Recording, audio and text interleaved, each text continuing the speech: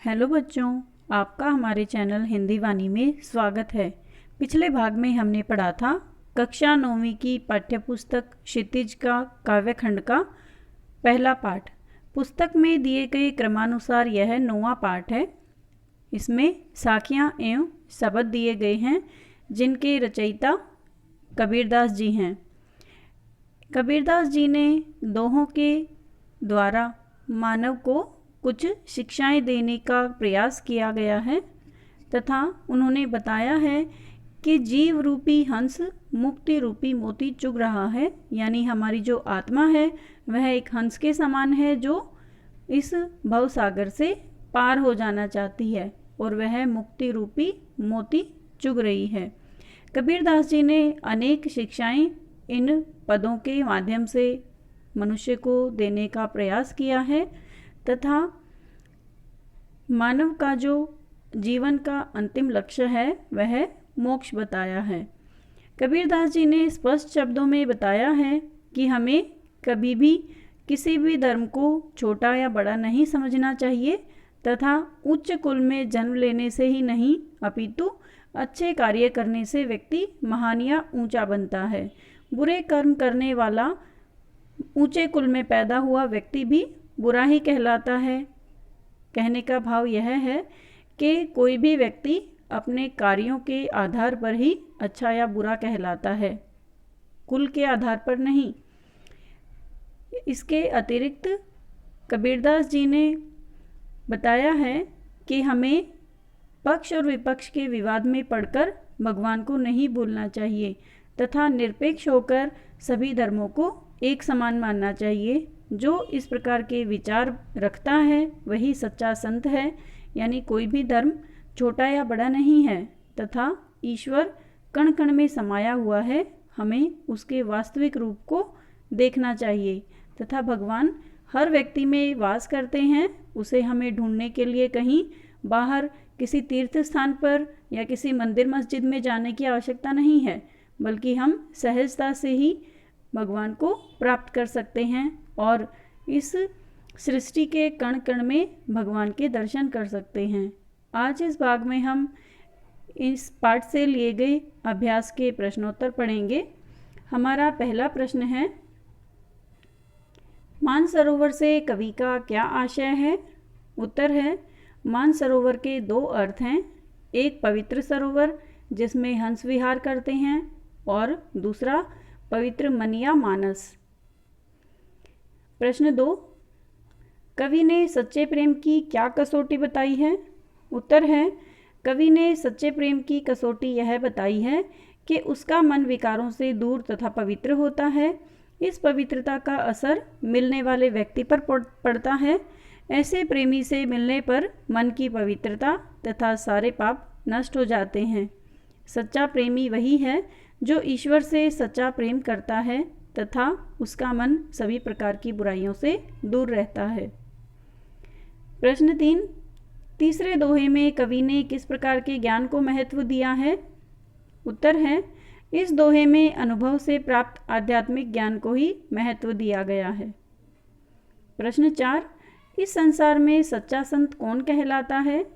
उत्तर, इस संसार में सच्चा संत वही है जो जाति, धर्म, संप्रदाय आदि के भेदभाव से दूर रहता है, सबको एक समान समझता है।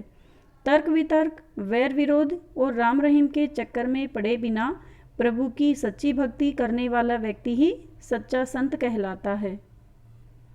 प्रश्न 5, अंतिम दो दोहों के माध्यम से कबीर ने किस तरह की संकीर्णता की ओर संकेत किया है? संकीर्णताएं का अर्थ है जो हमारी बुरे विचार हैं, जो हमारी छोटी सोच होती है, उसे संकीर्णताएं बताया गया है। तो दोहों के माध्यम से कबीर ने किस तरह की बुराइयों की ओर संकेत किया है? उत्तर है, अंतिम दो दोहों में कबीर ने निम्नलिखित संकीर्णताओं की ओर संकेत किया है। एक, अपने अपने मत को श्रेष्ठ मानने की संकीर्णता और दूसरे के धर्म की निंदा करने की संकीर्णता, यानी इस संसार में हर व्यक्ति अपने धर्म को श्रेष्ठ मानता है, सबसे अच्छा मानता है तथा दूसरे के धर्म की बुराई करता है। यह एक बुरा विचार है, बुरी बात है। दूसरा, ऊंचे कुल के अहंकार में जीने की संकीर्णता, यानी सब लोग ये समझते हैं कि जो ऊंचे कुल में जन्म ले लेता है वह ऊंचा है, चाहे उसके कार्य या उसके कर्म कितने ही निम्न क्यों ना हो। बल्कि सच्चाई तो यह है कि जो व्यक्ति जैसे कर्म करता है वह वैसा ही कहलाता है। इसलिए हमें ऊंचे कुल में जीने का जो अहंकार है उसे छोड़ देना चाहिए तथा केवल अच्छे कर्म करना चाहिए। प्रश्न 6, किसी भी व्यक्ति की पहचान उसके कुल से होती है या उसके कर्मों से? तर्क सहित उत्तर दीजिए। उत्तर है, किसी व्यक्ति की पहचान उसके कर्म से होती है, कुल से नहीं। कोई व्यक्ति यदि ऊंचे कुल में जन्म लेकर बुरे कर्म करता है तो वह निंदनीय होता है, यानी सब लोग उसकी बुराई करते हैं। इसके विपरीत यदि साधारण परिवार में जन्म लेकर कोई भी व्यक्ति यदि अच्छे कर्म करता है तो समाज में वह आदरणीय बन जाता है। सूर, कबीर, तुलसीदास और अनेकानेक ऋषि मुनि साधारण से परिवार में जन्मे पर अपने अच्छे कर्मों से आदरणीय बन गए। इसके विपरीत कंस, दुर्योधन, रावण आदि जो बुरे व्यक्ति थे जिन्होंने बुरे कार्य किए, उनके कार्यों के आधार पर उनकी निंदा की जाती है, उनकी बुराई की जाती है। प्रश्न 7, काव्य सौंदर्य स्पष्ट कीजिए। हस्ती चढ़िए ज्ञान को सहज दुलीचा डारी, श्वान रूप संसार है भौंकन दे झकमारी। उत्तर है, इसमें कवि ने एक सशक्त चित्र उपस्थित किया है। सहज साधक मस्ती से हाथी पर चढ़े हुए जा रहे हैं और संसार भर के कुत्ते भौंक भौंक कर शांत हो रहे हैं, परंतु वे हाथी का कुछ नहीं बिगाड़ पा रहे।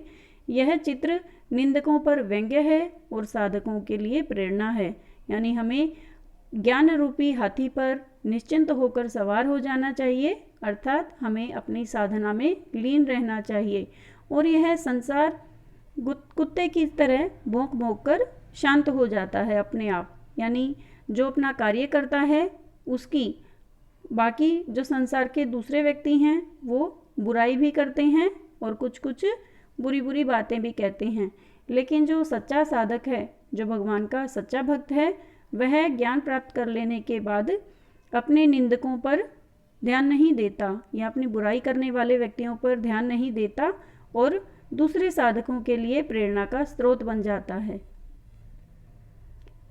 इसमें सांग रूपक अलंकार का कुशलतापूर्वक प्रयोग किया गया है। ज्ञान रूपी हाथी, सहज साधना रूपी दुलीचा, निंदक संसार रूपी श्वान, निंदा रूपी भौंकना, झकमारी मुहावरे का सुंदर प्रयोग है। श्वान रूप संसार एक सशक्त उपमा का प्रयोग किया गया है। प्रश्न 8, मनुष्य ईश्वर को कहाँ कहाँ ढूंढता फिरता है? उत्तर है, मनुष्य अपने धर्म संप्रदाय और सोच विचार के अनुसार ईश्वर को मंदिर, मस्जिद, काबा, कैलाश जैसे पूजा स्थलों और धार्मिक स्थानों पर खोजता है। ईश्वर को पाने के लिए कुछ लोग योग साधना करते हैं तो कुछ सांसारिकता से दूर होकर सन्यासी वैरागी बन जाते हैं और इन क्रियाओं के माध्यम से ईश्वर को पाने का प्रयास करते हैं।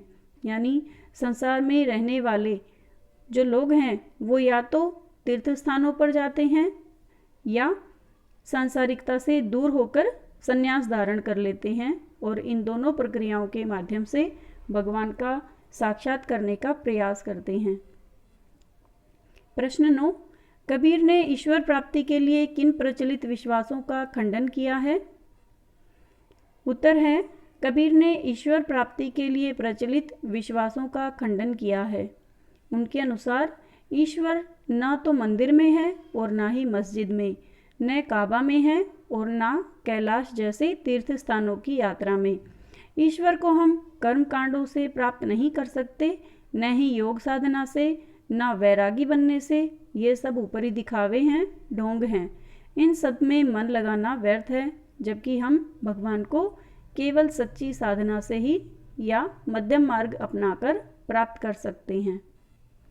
प्रश्न 10, कबीर ने ईश्वर को सब श्वासों की श्वास में क्यों कहा है? उत्तर है, कबीर का मानना था कि ईश्वर घट घट में समाया है, वह प्राणी की हर सांस में समाया हुआ है, उसका वास प्राणी के मन में ही है। इसलिए कबीरदास जी कहते हैं कि मैं ना तो किसी तीर्थ स्थान पर मिलूँगा, ना ही किसी मूर्ति पूजा के द्वारा प्राप्त हो सकता हूँ, बल्कि भगवान जो है वो कण कण में समाया हुआ है। जिस तरह से हर प्राणी के अंदर सांस का वास है, उसी तरह से भगवान सबके मन में ही विद्यमान है। प्रश्न 11, कबीर ने ज्ञान के आगमन की तुलना सामान्य हवा से न कर आंधी से क्यों की? उत्तर है, कबीर के अनुसार जब प्रभु ज्ञान का आवेश होता है तो उसका प्रभाव चमत्कारी होता है, उससे पूरी जीवन शैली बदल जाती है, सांसारिक बंधन पूरी तरह से कट जाते हैं। यह परिवर्तन धीरे धीरे नहीं होता, बल्कि एकाएक और पूरे वेग से होता है। इसलिए उसकी तुलना सामान्य हवा से न करके आंधी से की गई है। प्रश्न 12, ज्ञान की आंधी का भक्त के जीवन पर क्या प्रभाव पड़ता है? उत्तर है, ज्ञान की आंधी आने से भक्त के जीवन पर अनेक प्रभाव पड़ते हैं।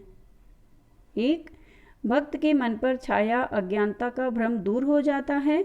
2, भक्त के मन का कूड़ा करकट जो लोभ लालच का प्रतीक है वह निकल जाता है। 3, मन में प्रभु भक्ति का भाव जगता है। और 4, भक्त का जीवन भक्ति के आनंद में डूब जाता है। प्रश्न 13, भाव स्पष्ट कीजिए। क, हित चित्त की वे श्रेणी गिरानी, मोह बिलिंदा टूटा। ख, आंधी पीछे जो जल बूठा, प्रेम हरिजन भीना। इसका भाव यह है कि ईश्वरीय ज्ञान हो जाने के बाद प्रभु के प्रेम के आनंद की वर्षा हुई। उस आनंद में भक्त का हृदय पूरी तरह से सराबोर हो गया, भीग गया। प्रश्न 14, संकलित साखियों और पदों के आधार पर कबीर के धार्मिक और सांप्रदायिक सद्भाव संबंधी विचारों पर प्रकाश डालिए।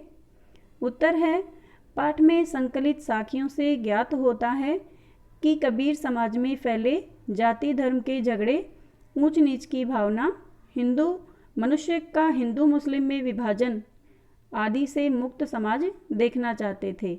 वे हिंदू मुसलमान के रूप में राम रहीम के प्रति कट्टरता के घोर विरोधी थे।